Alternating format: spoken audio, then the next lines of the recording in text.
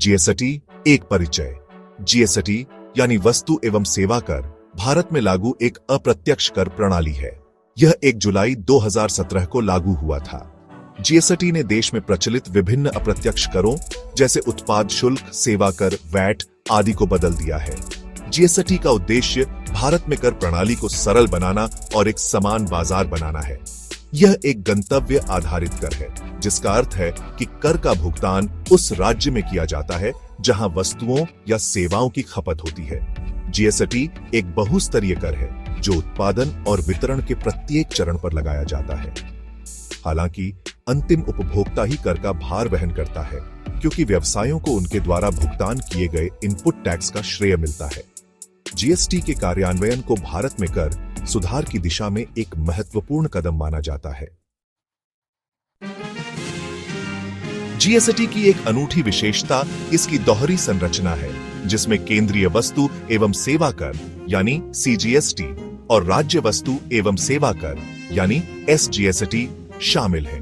यह दोहरी संरचना केंद्र और राज्यों के बीच कराधान शक्तियों को विभाजित करती है। सीजीएसटी केंद्र सरकार द्वारा वस्तुओं और सेवाओं पर लगाया जाता है। यह पूरे देश में एक समान दर पर लगाया जाता है। एसजीएसटी राज्य सरकारों द्वारा वस्तुओं और सेवाओं पर लगाया जाता है। प्रत्येक राज्य अपनी एसजीएसटी दर निर्धारित करता है। जब कोई वस्तु या सेवा एक ही राज्य के भीतर बेची जाती है, तो सीजीएसटी और एसजीएसटी दोनों लगाए जाते हैं। कर राजस्व को केंद्र और राज्य सरकारों के बीच साझा किया जाता है।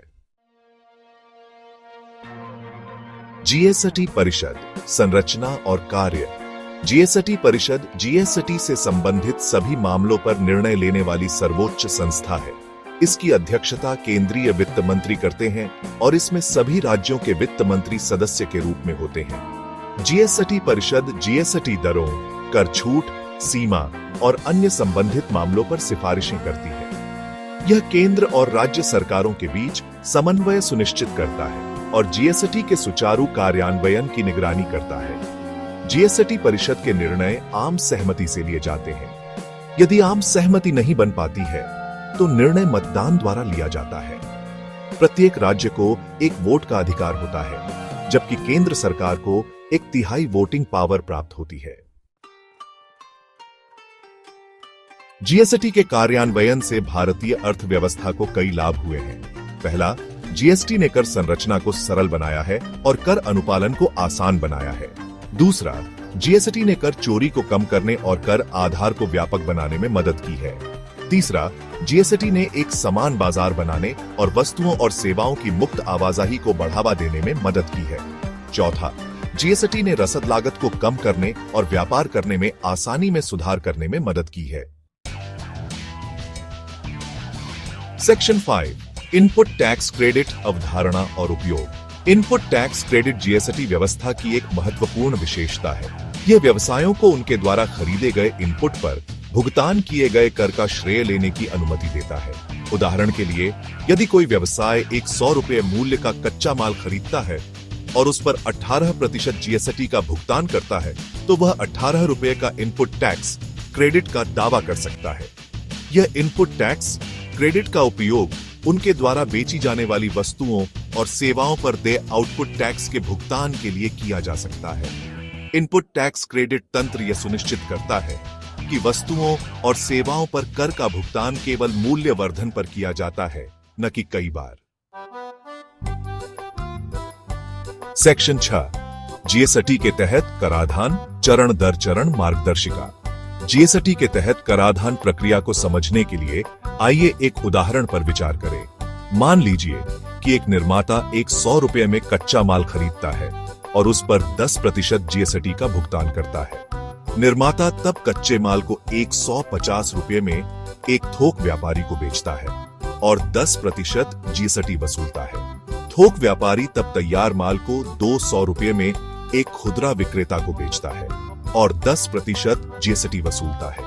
अंत में खुदरा विक्रेता तैयार माल को 250 रुपये में एक उपभोक्ता को बेचता है और 10% जीएसटी वसूलता है। इस उदाहरण में प्रत्येक चरण पर केवल मूल्यवर्धन पर कर लगाया जाता है। निर्माता 10 रुपये का जीएसटी चुकाता है और 15 रुपये का इनपुट टैक्स क्रेडिट प्राप्त करता है। थोक व्यापारी 5 रुपये का जीएसटी चुकाता है और 15 रुपये का इनपुट टैक्स क्रेडिट प्राप्त करता है। खुदरा विक्रेता 5 रुपये का जीएसटी चुकाता है और 20 रुपये का इनपुट टैक्स क्रेडिट प्राप्त करता है। अंत में उपभोक्ता 25 रुपये का अंतिम जीएसटी वहन करता है। सेक्शन 7 बैंकिंग क्षेत्र पर जीएसटी का प्रभाव। जीएसटी का भारतीय बैंकिंग क्षेत्र पर महत्वपूर्ण प्रभाव पड़ा है। पहले बैंकों को विभिन्न सेवाओं पर सेवा कर का भुगतान करना पड़ता था। जीएसटी के कार्यान्वयन के साथ इन सभी सेवाओं को जीएसटी के दायरे में लाया गया है। इससे बैंकों के लिए कर अनुपालन को सरल बनाने और कर का बोझ कम करने में मदद मिली है। दूसरा, जीएसटी ने बैंकों को उनके द्वारा प्रदान की जाने वाली इनपुट सेवाओं पर भुगतान किए गए कर का श्रेय लेने की अनुमति दी है। इससे बैंकों की परिचालन लागत कम हुई है और उन्हें अपनी सेवाओं की कीमतें कम करने में मदद मिली है। तीसरा, जीएसटी ने एक समान बाजार बनाया है और बैंकों के लिए देश भर में अपनी शाखाओं और एटीएम का विस्तार करना आसान बना दिया है। सेक्शन 8 जीएसटी के आलोचनात्मक पहलू और चुनौतियां। हालांकि जीएसटी को भारत में एक प्रमुख कर सुधार के रूप में देखा जाता है, लेकिन कुछ आलोचनात्मक पहलू और चुनौतियां हैं जिन पर ध्यान देने की आवश्यकता है।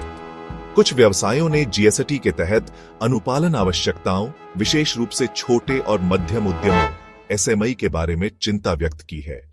जीएसटी प्रणाली की जटिलता और कई कर स्लैब ने कुछ व्यवसायों, विशेष रूप से उन लोगों के लिए चुनौतियां पैदा की हैं जो प्रौद्योगिकी से परिचित नहीं हैं। इसके अतिरिक्त कुछ क्षेत्रों जैसे कि रियल एस्टेट और पेट्रोलियम उत्पादों को अभी भी जीएसटी के दायरे में लाया जाना बाकी है, जिससे कर संरचना में विसंगतियां पैदा हो रही हैं। सेक्शन 9 निष्कर्ष। भारत में जीएसटी का भविष्य। जीएसटी ने भारत में कर परिदृश्य को बदल दिया है, जिससे कर संरचना सरल हुई है, अनुपालन में सुधार हुआ है और एक समान राष्ट्रीय बाजार बनाने में योगदान मिला है। जबकि अभी भी कुछ चुनौतियां हैं, जीएसटी की निरंतर समीक्षा और सुधार के लिए सरकार की प्रतिबद्धता यह सुनिश्चित करने की दिशा में एक लंबा रास्ता तय करेगी कि यह अपने उद्देश्यों को पूरा करना जारी रखे। जैसे जैसे भारतीय अर्थव्यवस्था का विकास और विकास जारी है, जीएसटी का विकास और अनुकूलन होता रहेगा, जो देश की आर्थिक प्रगति में महत्वपूर्ण भूमिका निभाता रहेगा।